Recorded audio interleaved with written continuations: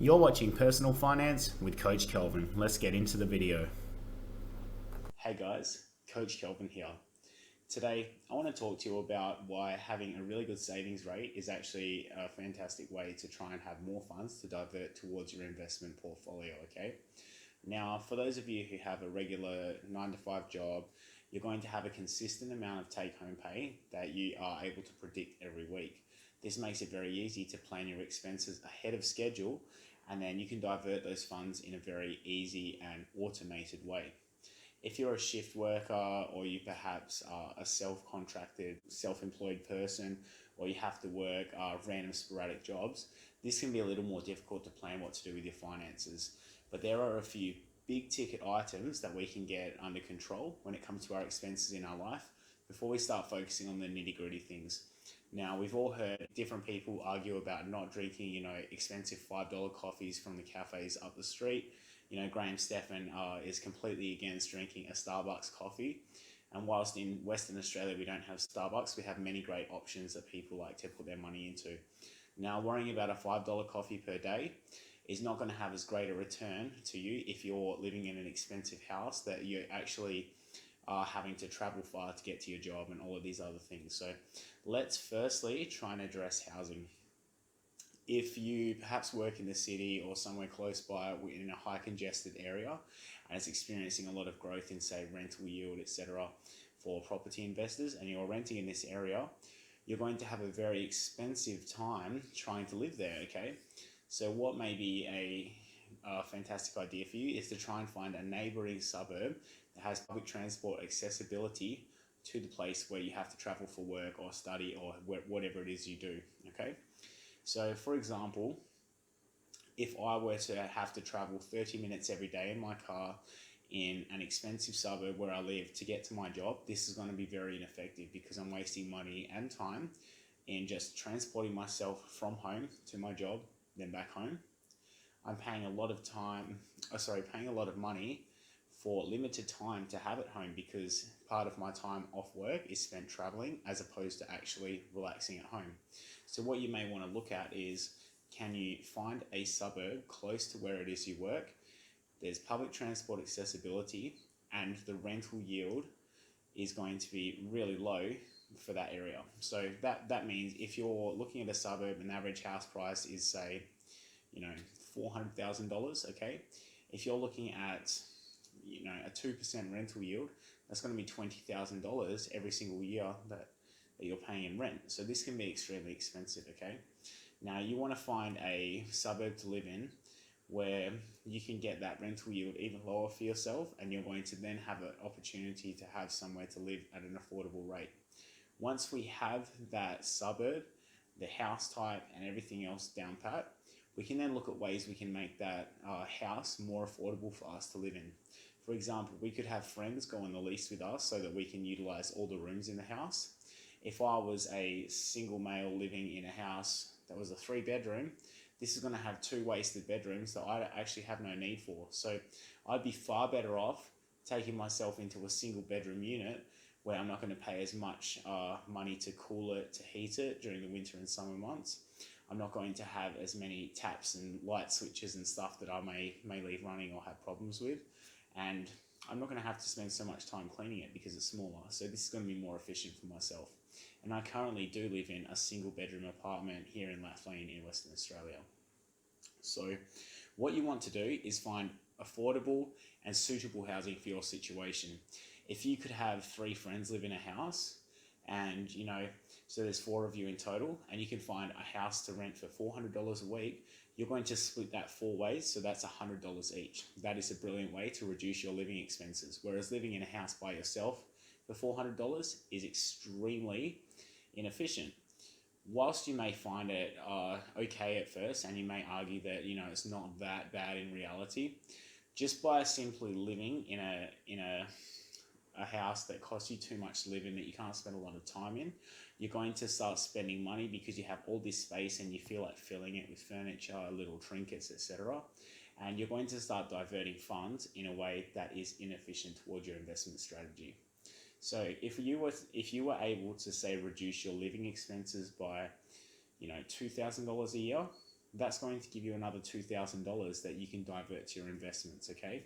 And it's actually not that hard in reality to reduce your expenses by that much. So using my previous example of a rent of $400 per week, if we were to add that up, that's over $20,000 a year that we're having to spend just to live in this place. Now, if I can get that down to $200, so I can have a housemate who also pays half, by halving that, I'm saving myself $10,000 I could put towards investing or into some other sort of vehicle that sets me up. I could educate myself to get a higher income, etc.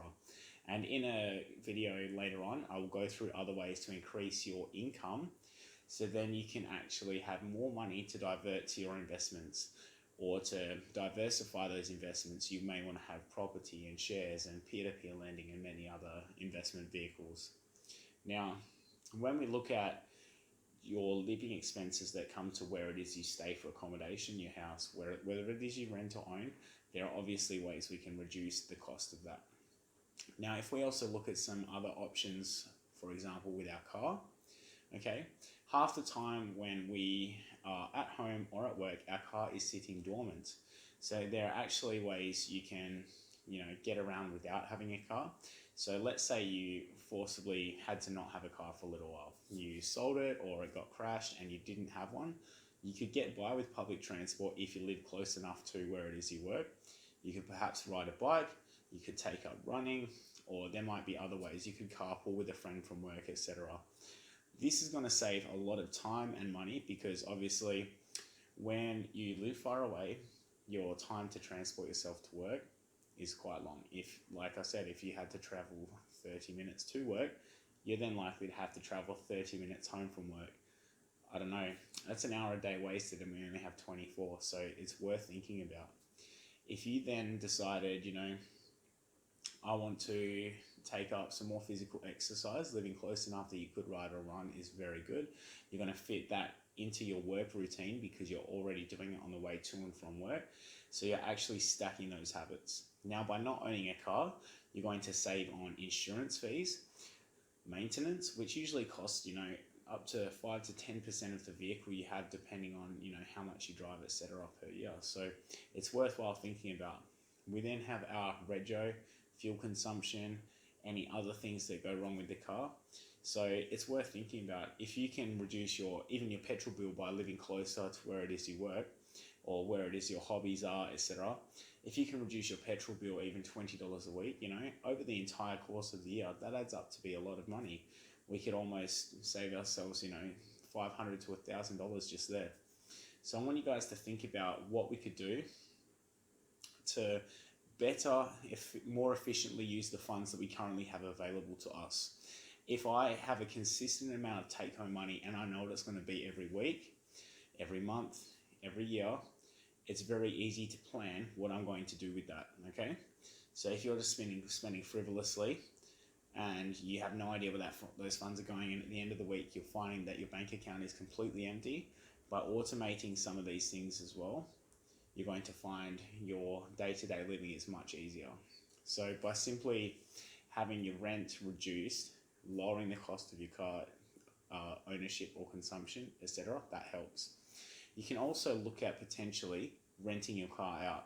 So there are platforms here in Australia, Car Next Door. You can rent your car out for someone else to actually come and collect the keys from you or take them out of a lockbox.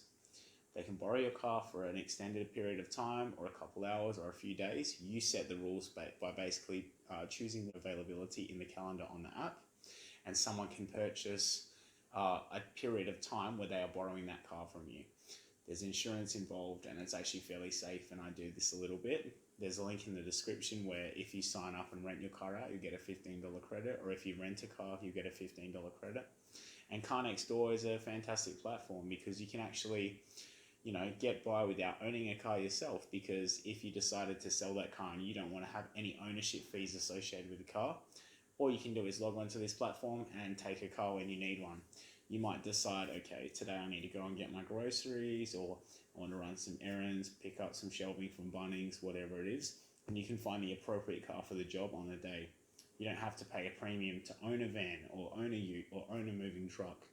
You can find these things when it is suitable for you, and when you want them, then hand it back to the owner when you're done, walk away and not have to pay any rego, etc. It's a brilliant idea. Now, once you have your housing and your transport costs under wraps, then we can look at other things like groceries, okay?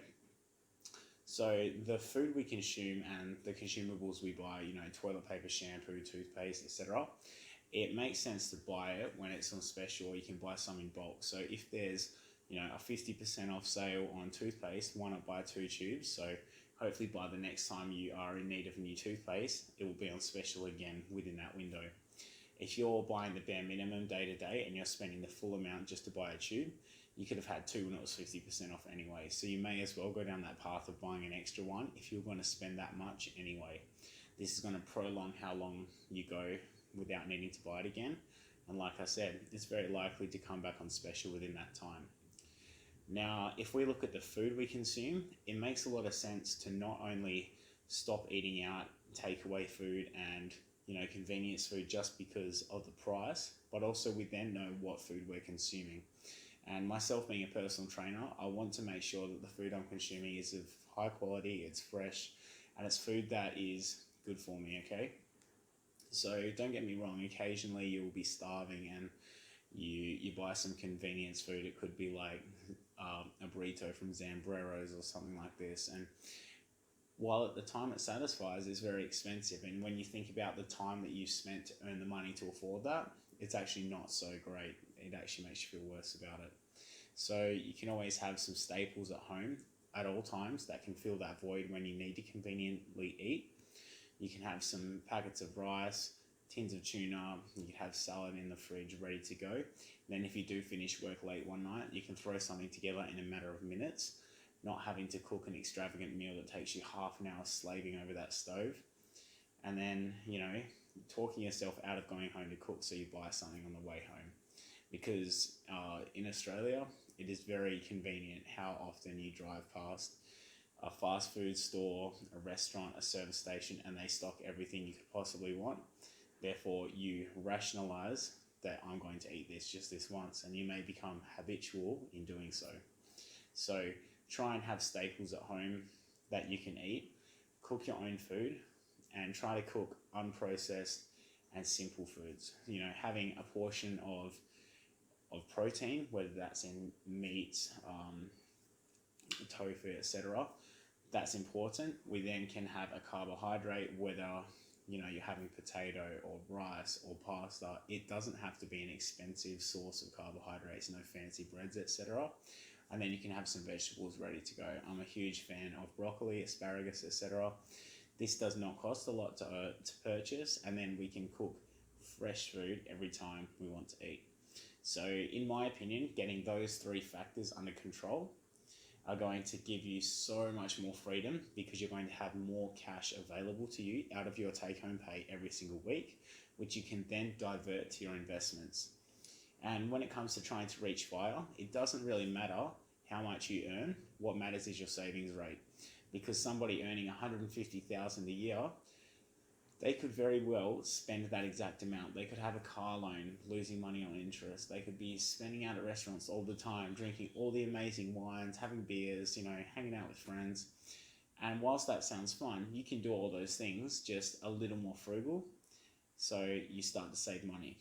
Now, if you're someone earning $30,000 a year, like I said, you can still increase your savings rate. Yes, there comes a point where you can't cut costs anymore, and you may just need to go down the path of trying to increase your income. But your savings rate will still allow you to have funds left over at the end of the week that you can then begin investing with. And if you are earning $30,000 a year, but you can get your expenses down to say $15,000 to $20,000 a year, that is phenomenal, because you have essentially, $300 to $200 available every week that you can divert to your investments, build up an emergency fund of savings, and it's going to completely de-stress you when it comes to personal finance. Now, financial stress is one of the worst things you could have in your life. You don't want to live day to day stressed out about, I've got this bill coming up, I don't want my account to be overdrawn and then I get charged a fee. So you want to make sure that you have everything under wraps. If you can automate your expenses so rent comes out as soon as you're paid, there's funds available for your petrol or your car, especially if your car's on a loan, get that paid off as fast as you can. Then, as you get on top of this and it becomes a habit, you're going to find it very easy to keep living while saving and investing your money. So I hope now you guys can see how important it is to nail that savings rate, and you'll see that by increasing how much money you've saved, you're going to then be able to speed up the rate you reach financial independence, because as we cut down the cost of our expenses, if we're looking to have 25 times annual expenses invested, we're going to need a particular amount of money.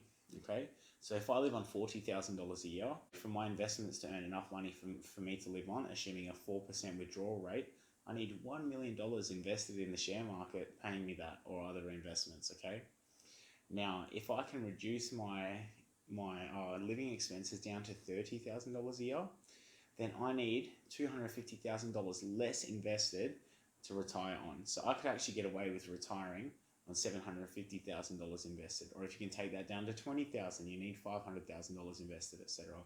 So I hope that makes a lot of sense. It comes more down to your savings rate and your living expenses in terms of reaching early retirement than it does actually how much money you earn. Because if you spend everything you earn, you're no better off than someone who earns very, very minimal but can save a tiny bit. They're actually doing a little better. All right, guys, I hope that video made sense. Thanks for watching. And if you feel like you got any value from this, please leave a like, a comment, and share it with someone. All right, I'll see you in the next video.